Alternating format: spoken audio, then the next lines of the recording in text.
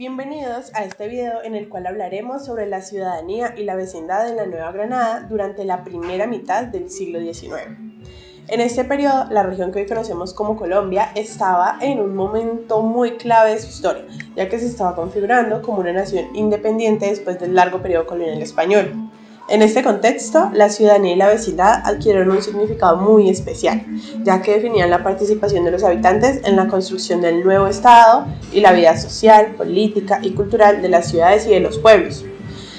Explicaré cómo se entendía la ciudadanía y la vecindad en la Nueva Granada, cuáles eran los derechos y deberes asociados a ellas, quiénes podían acceder a ellas y cómo influyeron en la construcción de la identidad nacional y de la vida comunitaria.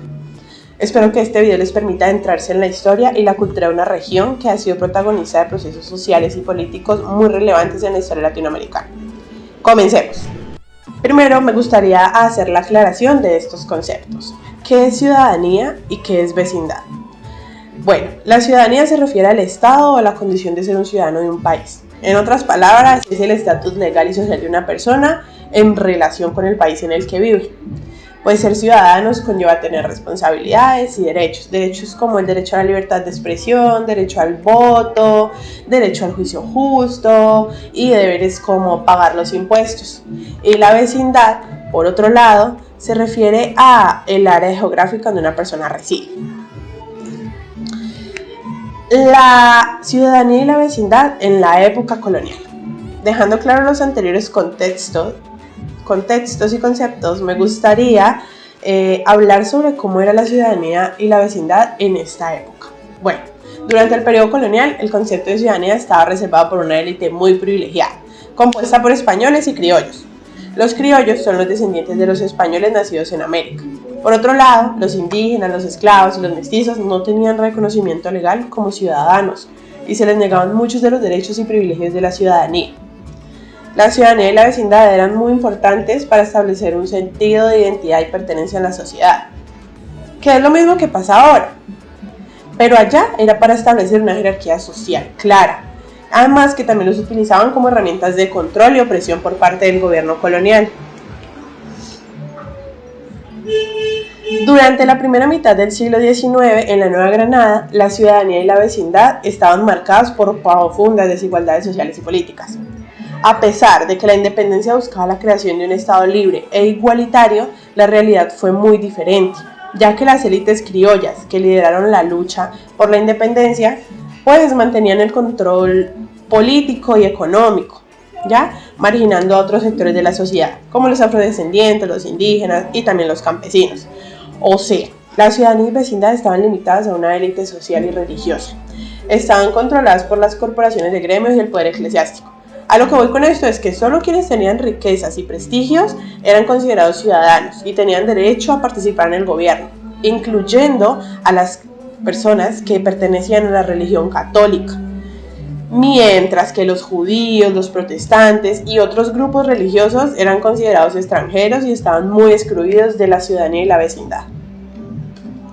Hay tres aspectos muy importantes que marcaban la ciudadanía y la vecindad en la época de la Nueva Granada. El primero es la creación de nuevas identidades políticas y sociales. O sea, la independencia permitió la creación de una nueva nación que buscaba construir una identidad común basada en la libertad, la igualdad y la fraternidad. Pero la realidad era muy difícil porque existían muchas entidades étnicas, culturales y también regionales.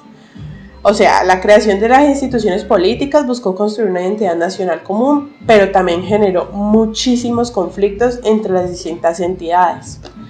La segunda es en el ámbito político, que es la creación de nuevas instituciones políticas y sociales. La creación de juntas de vecinos, asambleas municipales y otros organismos permitió la participación de la ciudadanía en la toma de decisiones a nivel local.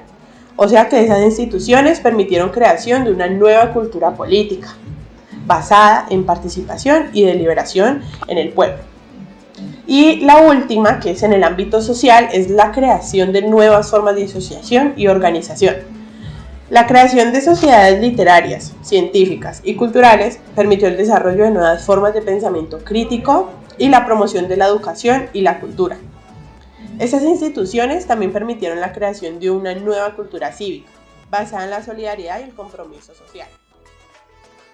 mencionado lo anterior, también se habían establecido unos derechos que estaban asociados a la ciudadanía y vecindad.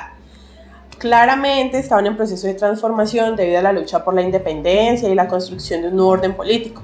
Variaban en función de la región y el contexto histórico, pero algunos de los más relevantes son 6 y son los siguientes. El primero es el derecho al sufragio. A medida que avanzaba la lucha por la independencia, se reconoció el derecho al sufragio a los hombres mayores de 21 años que fueran ciudadanos y que tuvieran un cierto nivel de educación. Este derecho estaba muy limitado por la propiedad de la tierra y la riqueza, pues todos los ciudadanos no tenían igualdad de oportunidades para votar. El segundo es la libertad de expresión y la prensa. La Constitución de Cúcuta en 1821 garantizó la libertad de expresión y de prensa, lo que permitió el desarrollo de un periodismo muy independiente y la discusión de ideas políticas entre las comunidades. El tercero es la libertad de asociación. La Constitución de Cúcuta de 1821, la misma del derecho anterior, también garantizó la libertad de asociación, lo que permitió creación de partidos políticos y organizaciones civiles. La cuarta es la libertad de circulación. Los ciudadanos tenían el derecho a circular libremente por el territorio nacional. Eso hizo que se permitiera un comercio interno fluido y que las regiones del país se integraran. El quinto es el derecho a la educación. Aunque el acceso a la educación estaba limitado a un sector reducido de la población, los que eran considerados ciudadanos, se reconocía que era muy importante como herramienta para el desarrollo del país y se promovió la creación de instituciones educativas. El sexto y último es el derecho a la propiedad. Los ciudadanos tenían derecho a poseer y disfrutar de sus bienes, lo que incluía propiedad de la tierra y la libertad para comerciar. Es muy importante tener en cuenta que esos derechos estaban limitados por factores políticos, sociales, económicos, culturales, y que su aplicación dependía en gran medida del contexto en el cual se encontraran las comunidades de esa época. Además de los derechos, también se establecieron deberes asociados a la ciudadanía y vecindad, que eran 5, son los que están acá. El primero era la obligación de pagar impuestos. Todos los ciudadanos debían contribuir al sostenimiento del Estado mediante el pago de impuestos. El segundo era la obligación de prestar el servicio militar. Todos los ciudadanos estaban obligados a prestar este servicio en caso de ser llamados. Y el objetivo de esto era proteger la independencia y la integridad territorial del país. El tercero era la obligación de respetar la Constitución y las leyes. O sea, los ciudadanos debían respetar esta y aparte contribuir al mantenimiento del orden público y la seguridad. El cuarto es la participación en las elecciones. Los ciudadanos debían participar en las elecciones y votar por los candidatos de su elección. Y pues el objetivo era garantizar la legitimidad del gobierno. El quinto y último es el cumplimiento de los deberes cívicos. Los ciudadanos debían cumplir con los deberes cívicos, como el respeto a los símbolos patrios, el cuidado del medio ambiente y la participación en actividades comunitarias. Es muy importante destacar que estos deberes estaban ligados a la idea de que la ciudadanía y la vecindad implicaban una responsabilidad grandísima en la construcción y el mantenimiento del bien común, y que el cumplimiento de estos deberes era esencial para el funcionamiento de la sociedad y el Estado. Habían muy pocos grupos que podían acceder a estos derechos y estos deberes, que de hecho solo eran 2.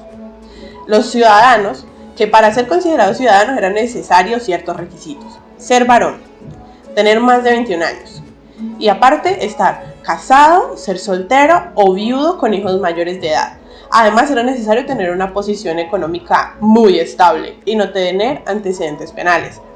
Y los vecinos, que eran aquellos que vivían en un lugar determinado y que habían sido aceptados por las autoridades como miembros de la comunidad. Para ser aceptados como vecinos debían cumplir con cosas muy similares a los ciudadanos. Mostrar una buena conducta, tener posición económica estable y no tener antecedentes penales. Los esclavos indígenas pues no podían acceder a estos derechos y eran considerados poblaciones muy aparte. Mejor dicho, el acceso a los derechos y los deberes estaba restringido a ciertos grupos de la sociedad, en su mayoría varones con posición económica estable y sin antecedentes penales, mientras que los demás estaban excluidos de ellos. Habían formas en las que los derechos y deberes tuvieron influencia muy significativa, que son 3. La primera fue la consolidación de la vida comunitaria. O sea, los derechos y los deberes promovieron la consolidación de la vida comunitaria, porque establecieron responsabilidades y obligaciones compartidas entre los ciudadanos. El segundo es el fomento de la educación y la cultura. O sea, la garantía del derecho a la educación y la promoción de la cultura y la libertad de expresión permitieron la formación de una ciudadanía crítica, informada y comprometida con el desarrollo del país. Esto hizo que hubiese una creación de la identidad nacional más sólida y consolidación de una cultura cívica y democrática. Y el tercero y último fue la consolidación del Estado y la democracia, o sea, la participación en la vida política, el respeto de la Constitución y las leyes y la promoción de una cultura cívica y democrática permitieron que la consolidación del Estado y la democracia en la Nueva Granada contribuyera a la creación de un Estado fuerte y capaz de garantizar los derechos de todos los ciudadanos en ese entonces. A lo que voy es que todas estas formas permitieron sentar las bases para el desarrollo del país y la construcción de una sociedad más justa y equitativa. En conclusión, la ciudadanía y vecindad en la Nueva Granada durante la primera mitad del siglo XIX estaban determinadas por varios factores sociales, políticos y económicos. La exclusión racial, la lealtad política, la propiedad de la tierra y la participación en la economía eran elementos clave que definían quiénes podían ser considerados ciudadanos y vecinos en la sociedad.